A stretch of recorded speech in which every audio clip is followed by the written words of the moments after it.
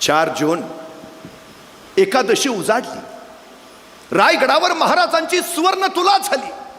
इतर अनेक गोष्टींनी महाराजांची तुला करण्यात आली.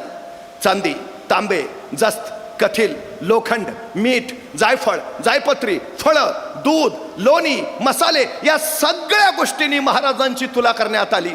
तुलेत वापरलेले हे सगळ्या गोष्टी लोकांना दानधर्म म्हणून वाटण्यात आल्या. मासाहेब जिजाऊ हे सारं भरल्या डोळ्याने बघत होते, अभिमानी नजरेनं पाहत होत्या. हे सारं त्यांचंच तर संकल्पित होतं. याची देही याची डोळा त्यात सगळं अनुभवत होत्या.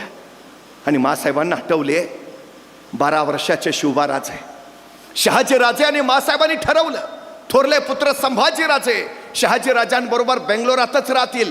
ते कर्नाटकात राज्य विस्तार करतील आणि धाकटे पुत्र शिवबाराजे मासाहेब जिजाऊंच्या सोबत पुण्यात येतील आणि ते महाराष्ट्रात राज्य विस्तार करतील. ठरल्यानुसार 12 वर्षाचे शिवबाराजे मासाहेबांबरोबर पुण्याला जायला निघाले. आपल्या 12 वर्षाच्या जाणाऱ्या पुत्राला एका पित्यानं काय द्यावं? आमचा मुलगा जर कुठं निघाला तर आम्ही काय देतो? डबा, वेळेवर खा. फारच काळजी असेल तर आई सांगते नीट जा नीट ये. अधिकची काळजी असेल तर आई म्हणते बसमध्ये बसताना मधल्याच सीटवर बस. बाळ म्हणतं का? नाही, पुढनं कुणी ठोकलं तरी तू सुरक्षित, मागनं कुणी धडकलं तरी तू सुरक्षित, तू जगला पाहिजे. मग 12 वर्षाचे शिवबाराजे निघाले. एका पित्यानं त्यांना काय द्यावं?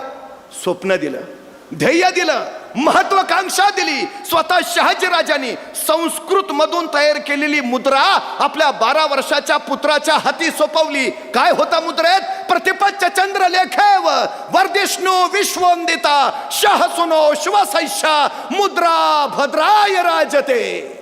एक पिता आपल्या पुत्राला काय सांगतोय? प्रतिपदेच्या चंद्राच्या कलेप्रमाणे तुमचं राज्य वाढत जाईल आणि एक दिवस ते विश्वाला वंदनीय होईल. पुत्र अजून बेंगलोरातच आहे, पुण्यात जायचं आहे, स्वराज्याला सुरुवात व्हायची आहे. त्याच्या आधीच पित्याला खात्री आहे राज्य उभा राहणारच. शहाजीराजाने असं नाही विचारलं तुम्हाला जमेल का, तुम्ही कराल का, तुमच्याच्याने होईल का? सवालच नाही, जमणारच.